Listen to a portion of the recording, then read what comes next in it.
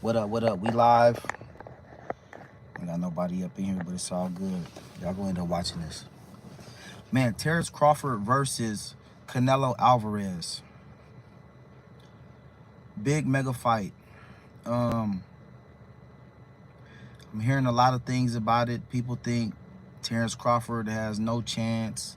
Some people think Canelo Alvarez is gonna even get knocked out by Terrence Crawford. You know, anything can happen in boxing. But let's look at their history, right? Terrence Crawford, he started out at 135, moved up to 140, became undisputed at 147, collect all the belts and fought all the champions, and fought an interim champion at 154. People say that Terrence Crawford struggled with Madrimov. You know, that can be debated. I recommend people go back and watch the fight in detail, because you often see things the second time that you don't see the first time you watch the fight, mainly due to the audience reactions and camera angles, and also the commentators. You know, I watched the fight a few times, and you can hear the commentators give Madrimov say, "Oh, good left hook," when he didn't even throw a damn left hook, or he even missed a punch. You know, so you got to watch out for things like that. Go back, watch the fight, and look at it closely. I guarantee you'll see something totally different that you didn't see the first time. But not to go off topic, continuing on with their history, Terrence Crawford has always moved up in weight and doubted or defeated the doubters. You know, the naysayers. People say he can't do this, he's too small, he can't go up in weight and beat this person. You can say what you want, but Terrence Crawford is pound for pound the best in the sport right now. He's never been defeated. He's fought top champions, whether you know who they are or not. Most people are not looking at 35-pound champions, 40-pound champions. The most they start looking at is 47-pound champions, for like the casual fans who don't really watch boxing and know boxing like that. 47 and up, that's when you get the name Sean Porter, Terrence Crawford, Errol Spence, Danny Garcia, Keith Thurman. Fighters like that, that's when you start getting to the names 47 and up. Really below 47, nobody's really looking at the champions like that as far as casual fans. So Terrence Crawford has always moved up and beat champions and excelled expectations, right? He's always done that. He's always had that grit about himself. Canelo Alvarez, he's always moved up as well, but he's only been undisputed at 60.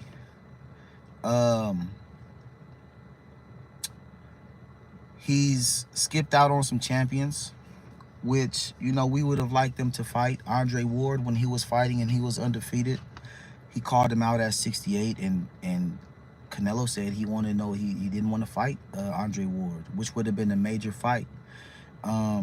That was actually before Andre Ward took on Kovalev, who Kovalev was undefeated at that time. Andre Ward took on Kovalev and beat him twice.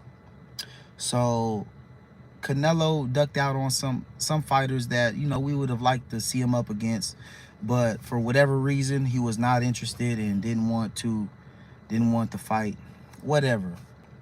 But Canelo has also lost a few fights, namely what everybody knows, Floyd Mayweather.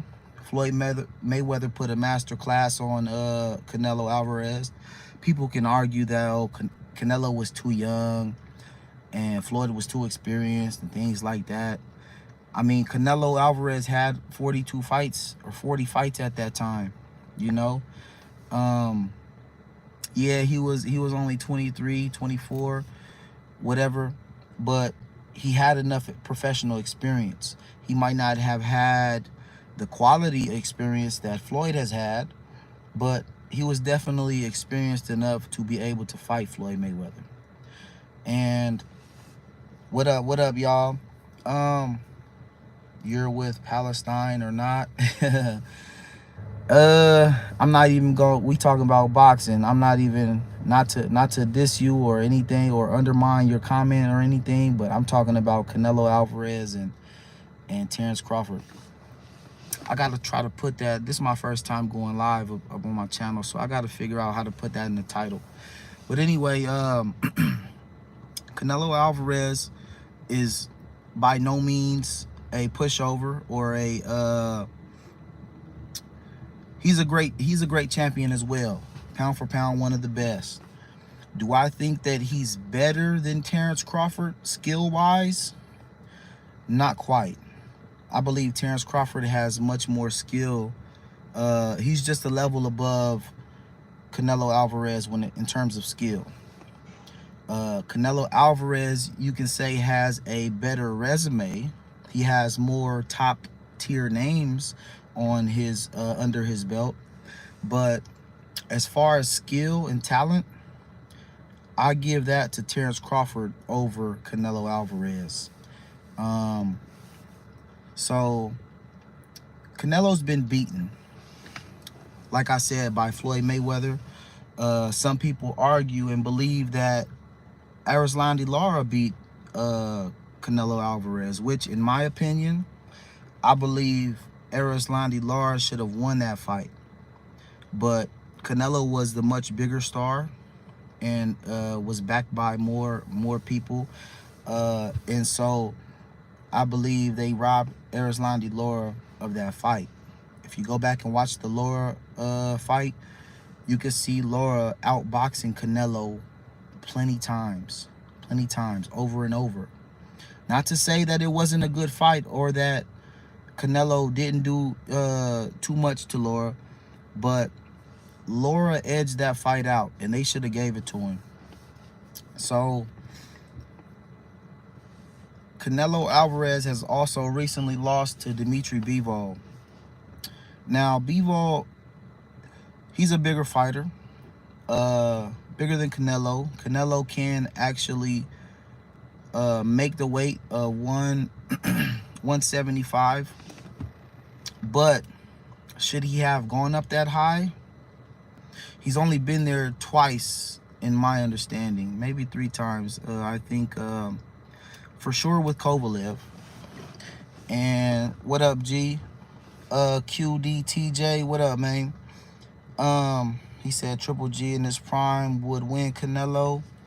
That's very much possibility, because he did fight Triple G. Triple G was like 36 or something like that the third time that they fought. So I mean, that's a possibility, man. Some people even say that Triple G won the first fight. You know, I say you just go back and watch some of them fights and make that conclusion yourself. So yeah, Triple G most definitely probably won the first fight, but hey, on paper they gave it to Canelo. And they actually tied one time. So one fight was a tie, and the other fights they gave to Canelo. So I mean, go back and watch the fights and you can make your own conclusion about that. Triple G was definitely a good fighter, gave Canelo a tough time, and he was hard to beat. Triple G was definitely hard to beat for Canelo. But back to Crawford Canelo, man. Crawford has much more of a chance than most people are giving him credit for. He has so much skill and talent that he is able to go up to 68 and challenge Canelo. Let's start there and look at that. Terence Crawford is talented enough to move up to 168 and challenge Canelo. Now, is Crawford big enough for the whole 68 division? 68 guys are pretty big, man. When I was in the amateurs, I fought at 54, 60, and 68. 68 guys can get pretty big, and in the professional scene, they get pretty big. They're usually around They're usually about 6 foot and up. 6 foot, 6'2". I'm 5'11". I'm basically just about 6 foot. So I'm big enough to get in there with them big guys, you know. So I've even get in there. I got in there with heavyweights, you know, guys 250 pounds, you know. But I'm a chunky guy, you know. I got muscle mass, and I'm pretty strong, and I'm fast, and I can move on my feet. So I'm able to get in there with them heavyweights and move around with them. I got enough power to keep them, you know, to keep them from just coming in on me like that. But anyway, Crawford and Canelo. Canelo is not this super big 168 pounder. Let's remember, Terrence Crawford is an inch taller than Canelo. His body mass is not as big as Canelo's, but his his frame, he's long, and he's tall. Not tall, but he's taller than Canelo. He's longer and he's taller than Canelo, which means that he can fill up that body size. He can fill out that body size, and he can make that 68 weight good enough to fight Canelo. Now, bigger guys like Berlanga, those guys are naturally bigger. You see how bigger they were than Canelo. You know, even Caleb Plant was just a bit bigger than Canelo. David Benavidez, a big guy, man. He's like 6'2". You know, those are bigger guys, much bigger. So we're not saying that Crawford is, you know, this good enough big 68 pounder who's big enough to actually challenge big 68 pounders. That's not what it is. Canelo is not a big 68 pounder. He's actually small for the division. So he's a smaller, Canelo's a smaller guy coming up in weight. He started at 47, came all the way up to 75 in his back at it, and he's back at 168. So he's not this big guy that Terrence Crawford is challenging. Terrence Crawford is challenging a small 68 pounder. Let's realize that. Skill-wise, Terrence Crawford is edged over Canelo. He has a better skill set than Canelo. He's much more athletic, talented, and has a better skill set. Not to say that Canelo doesn't have those things. He does. But he's just one step below Crawford when it comes to those areas.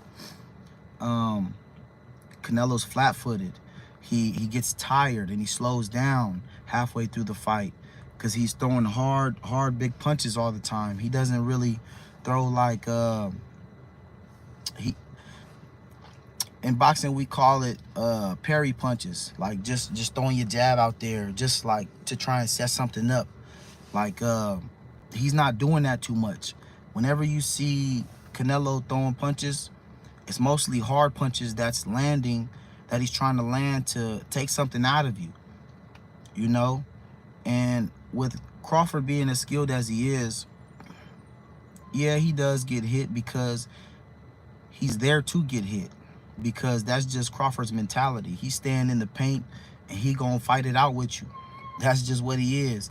He has the skill set to outbox Canelo, most definitely. But will he do that? Let's see, man. I don't know. I think he's going to half box, half dog it out with Canelo. At times when Canelo might get him with a good shot, Crawford is gonna come back and show Canelo, hey, you're not leaving with that. I'm gonna give you a few more. You're gonna take a few of these too. So that's just the dog in Crawford. He's always been that way. If you followed his career, you know what I'm talking about. Canelo, great fighter again. He's just a bit slower than Crawford, not as quick on his foot, and he's not as athletic as Crawford. So those are the the few things that plays negatively when it comes to Canelo. They're not in his favor, and that can be a big thing as far as timing and speed and quickness on his feet. So it's definitely a 50-50 fight. Regardless of how much bigger or how much stronger Canelo is over Crawford, you need more than strength just to beat a fighter, especially a fighter as talented as Crawford. I see y'all in the comments, man. Y'all let me know what you think, man. I'm getting ready to end this, get ready to pick my sons up from school, and I'm gonna holla at y'all later, man. Y'all have a good one. How do I end this? Highlight save for your channel, 5 minutes. How do I end this? Somebody help me out, man. How do I? Let me see. Do I push this X right here? Said, do you think Jake Paul will ever fight a real boxer his age? I don't think so. I think every fight that Jake Paul is trying to make is strategic. Strategic in a way that he's not going to pick anything that is too much for him. He fought an old-ass Mike Tyson, old retired Mike Tyson, okay? He fought a basketball player, Nate Robinson, okay? He fought a UFC fighter, Nate Diaz. He's not fighting prime boxers. Jake Paul is never going to fight a prime boxer. He's going to fight people that is not quite there yet, you know, as far as boxing. Nate Diaz, great UFC fighter, you know, but he doesn't have the boxing skills to really adapt like that. Mike Tyson, one of the greatest of all time. Old man, you know. So, Nate Robinson, basketball player. You know what I'm saying? Like, these are people that he's not picking his fights based on quality. He's picking his fights based on how much he knows he can win. So when it comes to Jake Paul, man, he's not. We can't give him really any credit until he really, like you say, fights a prime fighter. But yeah, let me go ahead and get up off of this, man. Y'all have a good day, man, and stay blessed.